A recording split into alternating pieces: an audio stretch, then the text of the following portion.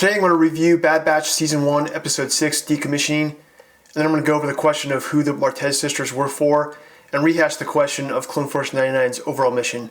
I'm Nate and this is my YouTube channel. If you like the content in today's video, make sure to hit the like button or leave a comment. And there will be spoilers, so if you haven't seen the episode yet, be aware. Episode 6 was released on June 4th, 2021 on Disney+. In this episode, the Bad Batch does a job for Sid to retrieve a tactical droid head from a decommissioning plant on Corellia. While on target, they come across another team attempting to retrieve the droid head. Once security personnel discover the breach, they descend on the compound, and Bad Batch and their rival hunters must work together to escape with the bounty. Again, voice actors D. Bradley Baker and Michelle Ang continue their roles as the Bad Batch and Omega. Rhea Perlman voices the role of Sid, and Elizabeth Rodriguez and Brigitte Colley reprise their roles as Rafa and Trace Martez, who were introduced in Season 7 of the Clone Wars. The episode is directed by Nathaniel Villanueva, who's a storyboard artist. He also has director credits that include 4 episodes of Clone Wars Season 7 and 3 episodes of Bad Batch so far. The episode is written by Amanda Rose Muniz, who worked as a script supervisor on Clone Wars, Rebels, Resistance, and the Bad Batch, and this is her first writing credit. As far as the plot elements go, most of the episodes so far start with Bad Batch in hyperspace. But this one starts with Echo teaching Omega how to shoot her bow on a makeshift range in Sid's establishment. Omega has trouble aiming and keeping her grip steady long enough to get an accurate shot off. We can really see her struggle here, and Sid's 2 regulars, who we'll call Cliff and Norm for now, are betting on her shots. Sid breaks up the lesson to tell the Bad Batch they are going on a mission for her, and they have no choice. She's already volunteered them. They need to retrieve a tactical droid head, which has the ability to learn for its programming data. The droid is located in a battle droid decommissioning plant on Corellia. Bad Batch quickly breaks into the facility and finds the head, but they hit a snag when another bounty team snatches the head first. Wrecker smashes his head again after swinging from a platform to another platform to do something for Tech. We find out the interlopers are the Martez Sisters, and Omega gets in a showdown with Rafa and loses her bow. Trace happens upon Tech and Echo, who hold her captive for a moment. Things then get crazy when the plant workers find out what has happened and lock the plant down. Echo and Tech work to get the plant moving again to create some chaos for the Martez Sisters, and the droid head gets dropped onto the conveyor belt that is taking battle droids and droid parts towards destruction. Omega gets the head again but then loses it, and plant security shows up, and Bad Batch and the Martez Sisters have to work together to fight them off. Omega gets stuck on the conveyor belt that is heading towards the pit of fire with the droids, and Trace tries to help her but can't. Hunter jumps in and pulls Omega to safety. They consolidate as a team to fend off the security droids. Then Trace and Tech hack into the tactical droid head to activate and control all the battle droids on the conveyor belt and have them fight off the security guards. As they all escape, Omega finds her bow and through the ordeal has now learned to block out distractions in order to focus on aiming her bow. Then Hunter gives the droid head data to Rafa and Trace because their customer is fighting the Empire.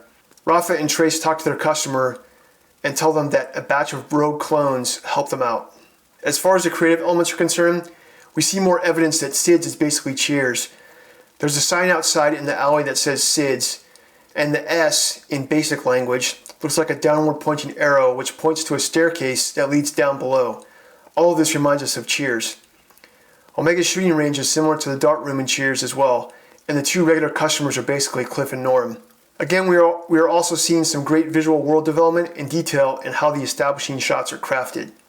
With the Martez Sisters, Rafa and Trace have never been that likable. They were matched up with Ahsoka in Clone Wars Season 7 to give Ahsoka some female influence that wasn't Jedi, and in this episode, they are used to highlight Omega's character and femininity. They were less annoying in this installment of their story though, and I think they accomplished their mission, which is to give Omega some competing female characters and an opportunity to show her grit and her femininity. Their haircuts are still ridiculous though, and Trace's looks like a cow took a dump on her head. And finally, R7 shows up on the Martez Sisters ship. R7 was Ahsoka's astromech droid, and he helped her remove Rex's chip after the execution of Order 66. This is a huge Easter egg and tells us where the show might go next. As far as the dialogue is concerned, as with the last episode, Omega asks a lot of questions and it really makes the information dumps come across organically and natural. At the end of this episode, Trace and Hunter talk and Hunter tells her, "Things were clearer when we were only soldiers." This is very true. When you're on deployment, things are so much simpler. There's a lot of black and white. The hard part is dealing with being separated from home. As far as character development, this episode is more of an ensemble episode like the last one was, but we do get some decisions by Omega. And Omega is the one learning the most here. So I think it's her episode. We start with her learning to shoot her bow and struggling, which is great for character and story development.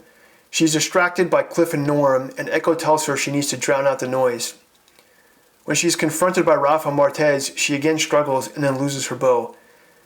She then has to focus to help the squad retrieve the tactical droid head, and through this she learns to drown out the noise. When she gets stuck, she freaks out and doesn't know what to do. Then she realizes that she needs to call Hunter, who jumps into action. When Trace arrives to help, she and Omega look for a solution and find one, but they're unable to complete it. But then Hunter arrives and finishes the solution and rescues Omega. By the end of the episode, Omega has learned to stay calm and to drown out the distractions so that she can concentrate. We also learn that Wrecker is afraid of heights, and then he hits his head again. His chip is triggered, and it seems to cause some malfunction in his personality, and he fights the chip's messaging that a good soldier follows orders. Omega shows her concern for Wrecker when she calls for him while he's knocked out. Their kinship is something that has been developing subtly over the last few episodes, and we get a taste for it again here. Wrecker built her a room in episode 3. In episode 4, Wrecker finds Omega and lifts her up to hold her, and she feels safe again. In episode 5, when Sid sarcastically states that Omega is the only smart one in the bunch, Wrecker high-fives Omega. And often when Hunter, Tech, and Echo are up front flying the ship, Wrecker and Omega are in the back strapping in and talking to each other. He's definitely becoming more and more the ultimate big brother for her. As far as the themes are concerned here, there's one major theme and two minor themes. The major theme is mind control. They're literally searching for a computer chip that controls battle droids who listen without question. Orders are orders, one of them says. When they get the tactical droid head, they hack into it so that they can control the battle droids and fight off the plant security droids. This alludes to the question about Bad Batch saving their brothers. In the last episode, the theme of human trafficking alluded to the clones' condition of being captives. In this episode, they are searching for a droid that controls other droids. The idea here is that their mission to save their brothers will be to find the thing that controls the chips and then destroy it. The first smaller theme is about femininity. Omega gets some more females to influence her. Even though the Martez sisters aren't that likable, they do a decent job of being foils for Omega. They work against the Bad Batch, and Omega gets the opportunity to show her mettle and the skills her squad is teaching her.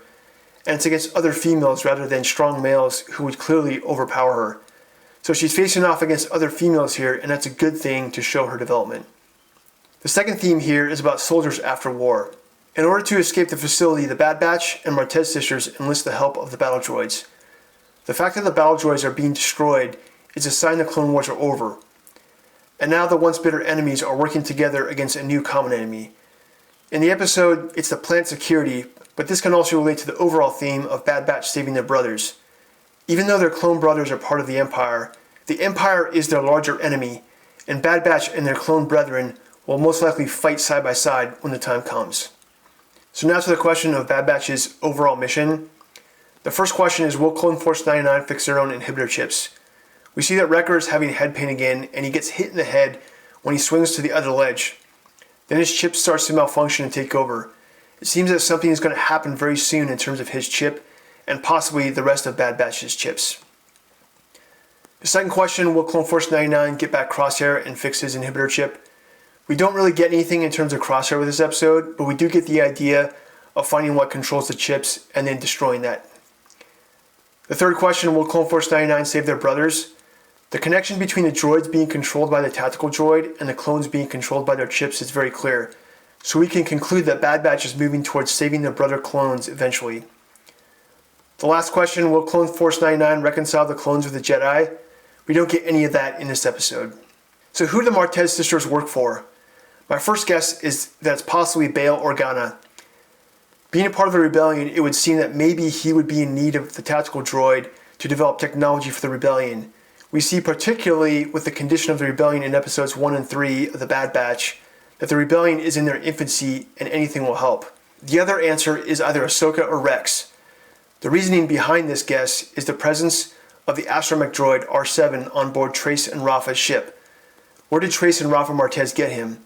When Rafa chides Hunter for not knowing who his customer is, it is clear that the Martez sisters do.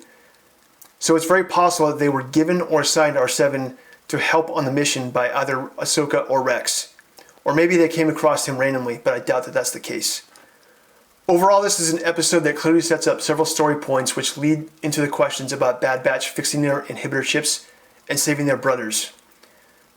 So that's all I have for today. Thanks for watching. If you like the content in today's video, make sure to hit the like button, share your thoughts, or subscribe.